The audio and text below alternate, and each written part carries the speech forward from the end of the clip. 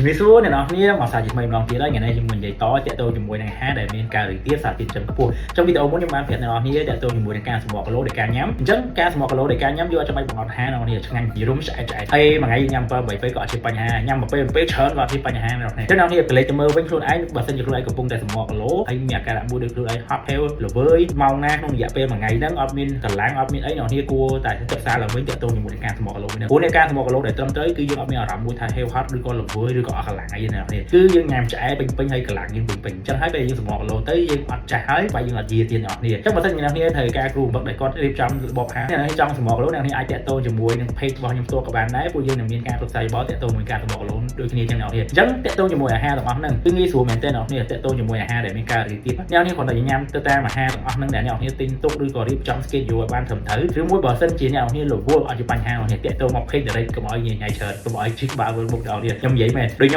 ញុំធ្វើផ្ទះធ្វើឡានខ្ញុំអត់ចាំបាច់ទៅធ្វើខ្លួនឯងទៅអង្គុយឆែកអ៊ីនធឺណិតទៅអីពូវាខ្លះវាមិនមែនអ៊ីនធឺណិតវាមិនជួយយើងបានទាំងអស់ហ្នឹងហើយព្រោះបើសិនជាអ៊ីនធឺណិតជួយយើងបាន 100% អញ្ចឹងលេងមានពេទ្យលេងមានអីអស់ហើយទាំងអស់គ្នាត្រូវតែដឹងរឿងហ្នឹងមួយលេងមានវិស្វករលេងមានជាងឡានជាងអីទាំងអស់ហើយម៉ូតូខ្ញុំខូចក៏ខ្ញុំលេងទៅឲ្យជាងធ្វើដែរឡានខូចក៏លេងទៅឲ្យជាងធ្វើដែរហើយយន្តហោះខ្ញុំខូចក៏លេងឲ្យទៅជាងធ្វើដែរឆែកមើលអ៊ីនធឺណិតតែអត់មានយន្តហោះហ្នឹងអញ្ចឹងអ្នកនរគ្នាអាចយល់ទៅលើរឿងហ្នឹងបានវាជាហេតុផលសាមញ្ញមួយមែនប៉ុន្តែងាយស្រួលក្នុងការយល់ដើម្បីឲ្យអ្នកនរគ្នាដឹងទៅលើសុខភាពអ្នកនរគ្នាជម្រាបលាអ្នកនរគ្នាអញ្ចឹងយើងនឹងជួបគ្នាក្នុងវីដេអូក្រោយបាយបាយ